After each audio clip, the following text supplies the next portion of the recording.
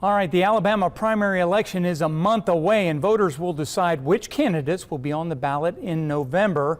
Fundraising is the lifeblood of any campaign, as we all know, and Jen Horton reveals who's making the biggest donations to help their candidate become Alabama's next governor. The race to clinch the GOP nomination for governor is flush with cash. All the candidates in the field have raised more than $18 million combined and spent more than $13 million. It matters who's donating to those campaigns. That's why we're following the money. 3 Republican candidates for governor top the fundraising list: Lindy Blanchard, Governor Kay Ivey, and Tim James. Ivey's raised $6.5 million with more than $2 million in the bank, nearly $3 million from businesses and around $2 million from political action committees, or PACs, that seek to fund candidates that support their legislative interests. Ivey's largest donation, $1.5 million from Get Families Back to Work, Inc., a non-existent corporation with the same D.C. address as the Republican Governors Association. Blue Cross Blue Shield donated $100,000. In fact, more than 60 businesses donated $10,000 or more.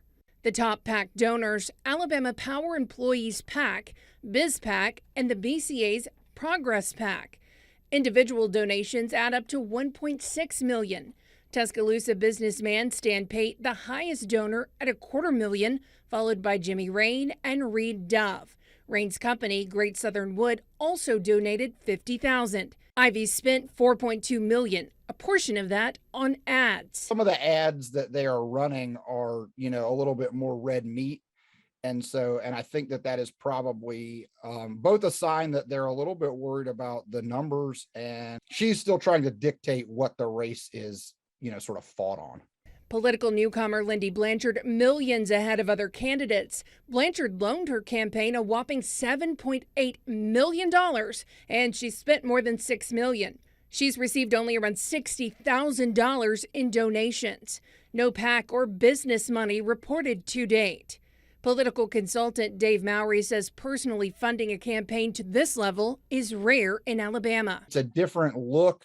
And what happens is that you run your campaign differently, or you can run your campaign differently, because you're not trying to pick up certain constituencies in terms of, if we do this, they'll support us and they'll give us a big check. Tim James has raised nearly $3 million. He received the most money, $1.6 million, from individual donations. This includes nearly $1 million in loans from 2 donors: Guy Slauson with Southeast Forest Products and John McInnes III, who's in construction and owns the Floribama.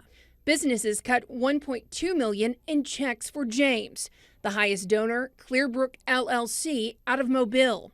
He has less than $100,000 in PAC money. While polling shows Governor Ivey with a comfortable lead, if she doesn't get more than 50% of the votes in May, this race will go to a runoff.